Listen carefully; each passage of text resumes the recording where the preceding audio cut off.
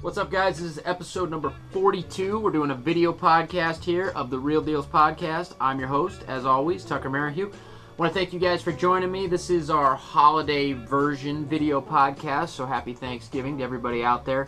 We're going to put this out during the Thanksgiving week. We're actually recording a little early because Dan's taken off, going on a vacation, and none of the rest of us really know how to use computers that well. So we're doing it early. But I wanted to talk about something that came up in our Deal Finder Academy. It was a good question, and I thought that it would really relate to all you guys out there in listener land about your businesses. And the question was, for those of you that are realtors in addition to investors and you're marketing for leads, how can you try and monetize all your leads? And more specifically, at what point and how effective is it to try and convert people that are interested in selling their home to listing their home? And so this, in theory, sounds like a pretty easy thing to do. We had answered the question on our Deal Finder Academy forum, but I wanted to kind of go a little deeper and actually do a podcast episode on it. And so when people contact you from your marketing to sell their house, they're doing that because they want to essentially avoid going to a realtor because they're either, A, they don't want to pay real estate commissions. That's usually the first thing, even though they probably end up selling the house for a lot less than they would on the market after paying real estate commissions. So they'll actually net quite a bit less by not going on the market, but they still have that stuck in their head. So they don't want to pay real estate commissions. They don't want to deal with people asking them to do repairs. They don't want to deal with cleaning out the house. They want to close on an absolute day so that then they have the funds to go buy their next house or whatever it is that they need the money for. So there's all these things going on. That's why they contact you. So it can be really difficult to take a lead that maybe they're asking, 85, 90 cents on the dollar for the property. So not a real big discount. It's in pretty good shape. Maybe it's not freshly renovated, but it's, maybe just a little dated, but it's clean. It could sell on the retail market. What do you do with that lead, right? Well, if you're not into lease options and things like that, you really can't do a whole lot with it. If it's a quasi-retail property or a property that they want a quasi-retail price for, really that lead is best suited as a listing. And so it's difficult to differentiate, when you go from being the house buyer to the home lister. And so we really haven't had a whole lot of success. We've tried a few things, and this is important for you guys to keep in mind.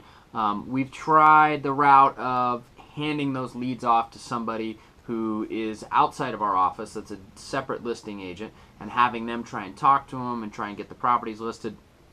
That's been challenging. The reason being is because we're on the front end. We built the rapport. As soon as we hand it off to somebody outside of our office, there's kind of the link in the chain is missing. So a lot of deals get dropped right there. For whatever reason, the communication doesn't continue, the rapport doesn't continue, and so a lot of deals fall off there.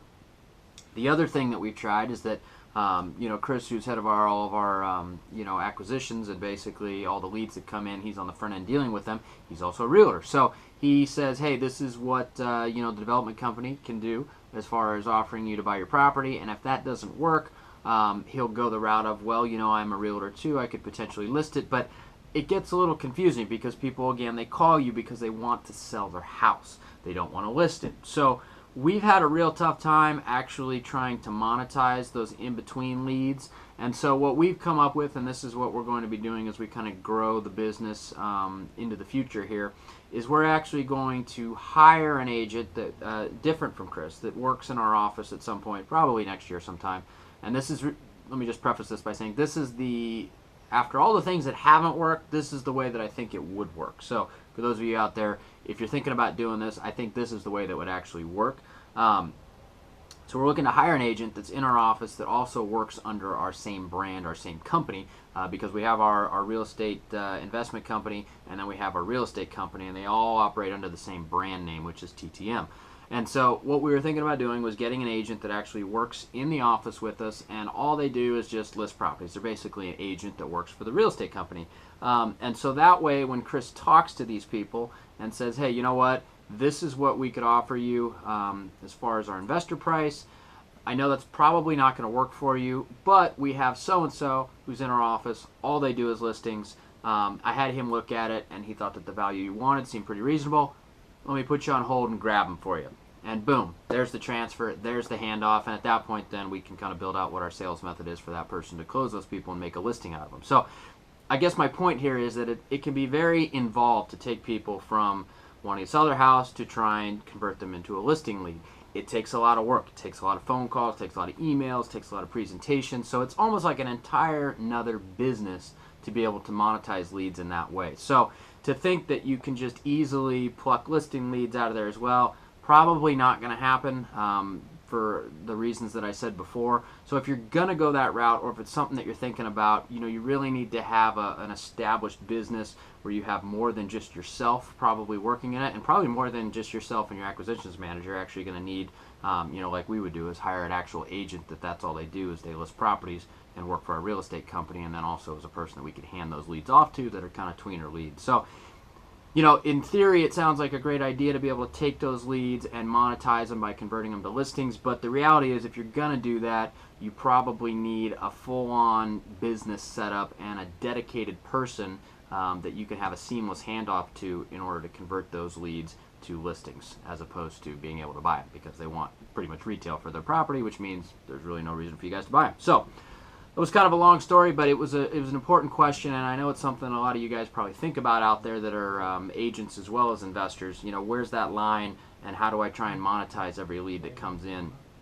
And so hopefully that gives you a little food for thought, something to think about as you guys are continuing to grow your business and trying to make money out of all the leads that come into your business. But hopefully you can make something work from what I told you, or come up with some new ideas after discussing it here on episode number 42 of the Real Dealz podcast. So happy Thanksgiving. I will see you guys next week with an audio podcast probably for after Thanksgiving. But until then, I'm your host, Tucker Merrihew, signing off.